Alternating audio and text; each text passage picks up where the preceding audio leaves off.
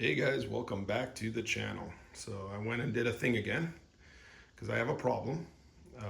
In my last video about the Karus and Anarchy Adventures, I mentioned that I removed the Hepco and Becker engine guards because I went with the SW-Motechs. And here are the H&Bs, here are the SW-Motechs. Fit and finish is perfect on the SW-Motechs as expected. Just as the Hepco and Beckers, nothing wrong with these ones. They are amazing engine guards. They are still, I think, the most minimalistic with very, very, very good protection. Probably better protection than these. But I am going a different route with the bike, and I will show you why in upcoming videos.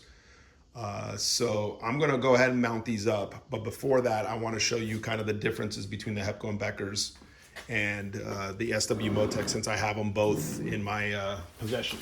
So you'll see, first thing that you'll notice is the difference in powder coat. This is a satin black from the Hepco and Beckers. This is a textured, more of a textured black from SW-Motech. Very fine texture, it is not a rough texture. Both look incredible. Just letting you guys know the differences between the SW-Motech powder coat and the Hepco and Becker. That's it.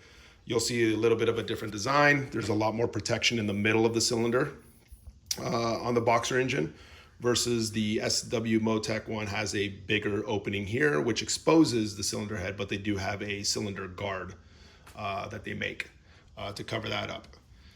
So that's kind of really the big differences. The other thing is, and I'm going to put them on a scale, automatically I could tell the SW-Motechs are heavier. So they do feel thicker and heavier than the HPs, right? So there's advantages and disadvantages to both.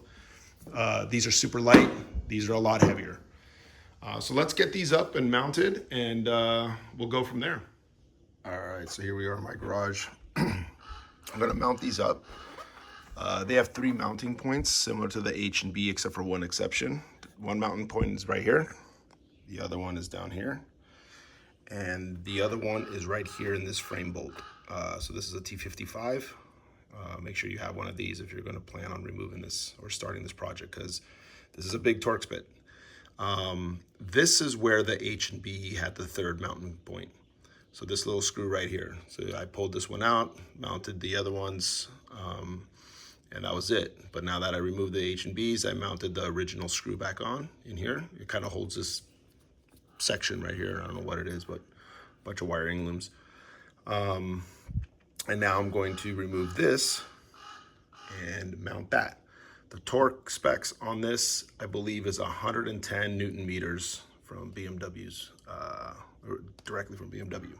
So let's get started. Oh, and by the way, it says to do the left side of the bike first. That's it. All right, the left side is done. The right side is slightly different, right?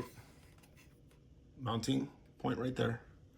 Mounting point right here by the oil indicator. And the mounting point again here for the Motechs are this T55 frame bolt. The H&B engine guards mounted here instead. But there is nothing that this thing holds onto, so there was never a bolt here. So don't worry about this. This is always supposed to be empty. But that's where the H&Bs mounted.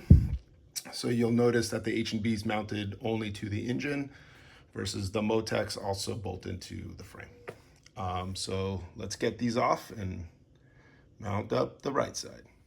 Okay, so here they are, all mounted up. See, I like the way these look a little bit better than the Hepco and Beckers, because they, how do you call it? They angle up a lot more, making the bike look, one, more aggressive, leaner. Yeah, and the quality is just fantastic. I'll put up a picture of what the Hepcos look like from the front, so you can compare the 2 different ones.